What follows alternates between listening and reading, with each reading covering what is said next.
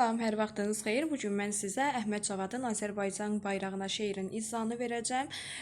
Deməli, mövzu nədən alınmışdır? 1919-cu ildə AXC qurulduqdan sonra Azərbaycan bayrağının göylərdə dalğalanmasına həsr olunmuşdur. Bu şeirdə tərənnüm əsasdır və burada rəmzlərdən danışmır. Çünki rəmzlər dedikdə biz burada Azərbaycan himnini, bayrağını və gerbini nəzərdə tuturuq. Bu şeirdə isə yalnız Azərbaycan bayrağından və onun üzərində olan ay ulduzdan danışır.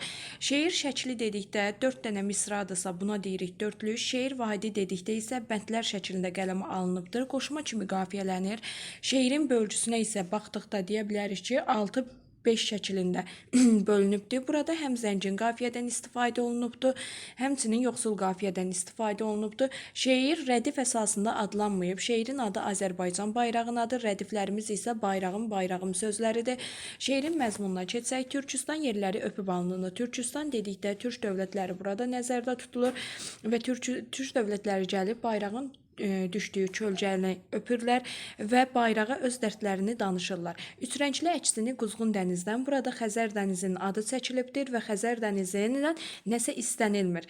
Məsələn, biz Almaz İldırımın görə bilərdik ki, əsr Azərbaycan şeirində təbiətdən nəsə istənməsinə yer verilmişdi, amma burada təbiətdən, cansız bir əşyalardan nəsə istənilmirdi. Sadəcə dənizdə öz əksini göstərirdi bayraq. Deyir ki, yəni həmin öz əksini digər türk dövlətləri yar dedikdə isə digər türk dövlətlərinə hədiyyə yollasın.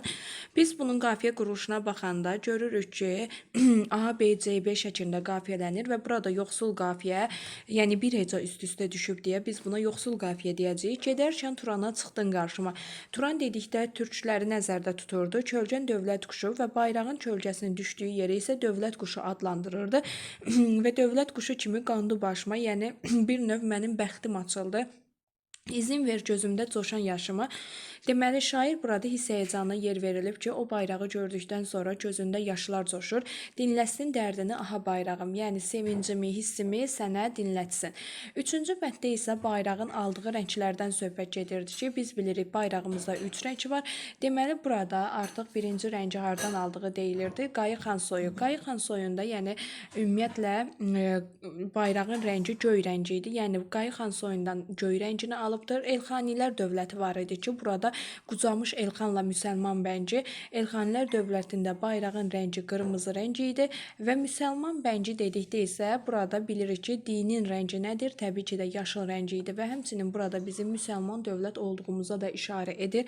Elxanın övladı dinin rəngi. Elxan müsəlman idi və biz də onun övladlarıyıq. Gətirdin könlümə səfa bayrağım və burada bayrağın könlümüzə səfa, bir rahatlığın gətirməsinə də işarə edibdir.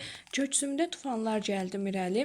Şair burada keçirdiyi hiss həyəcanları, sevinci göstərir ki, mən köksümdəki tufanlarla irəli gəldim. Öpdüm kölgən düşən mübarək yeri.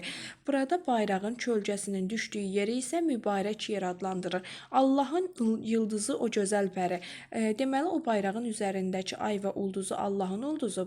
Ulduzu isə onun qoynuna sığınmış gözəl bir pəriyə bənzədir. Sığınmış qoynunda aya bayrağım. Deməli, şeir hansı vəzində yazılıbdır? Təbii ki də biz buna deyəcəyik heca vəzində yazılıbdır. Yoxsul qafiyədən istifadə olunubdur. Bayrağım sözləri rədifdir. Rədif əsasında adlanmayıbdır. Qarşıma, yaşıma, başıma. Burada isə zəngin qafiyədən istifadə olunduğunu görə bilərik. Şeirin bölgüsü 6-5 şəklində bölgüdən istifadə olunubdur. Burada da baxırıq ki, yoxsul qafiyədən, zəngin qafiyədən istifadəyə yer verilibdir. Şeirin sonunda müəllifin adı çəkilmir, özünə müraciət yoxdur. Deməli, burada dediyimiz heca vəznindədir, dörtlük şəklindədir, bayrağım sözü rədifdir. Daha sonra türk ellərinin birliyi, dövləti, türklərin soyu kimi məsələlərə burada toxunulurdu. Bayrağın kölgəsini dövlət quşuna bənzədirdi. Bu şeir şairin bilir ki, həm qoşma, həm də dalğa şeirlər kitabı vardı ki, amma bu şeir kitabı dalğaya aid idi. Qoşmada bir növ bədbinlikdən danışırdı. Dalğa isə AXC qurulduqdan sonra nikbin əhval-ruhiyyə özünü göstərirdi. Daha sonra bayraqda dedik ki, rəmzlərə yer verilmirdi. Sadəcə bayraq haqqında danışırdı. Burada dərin məhəbbətlə sevən səmimi bir el sənkarın ürək çırpıntılarını biz duyuruq.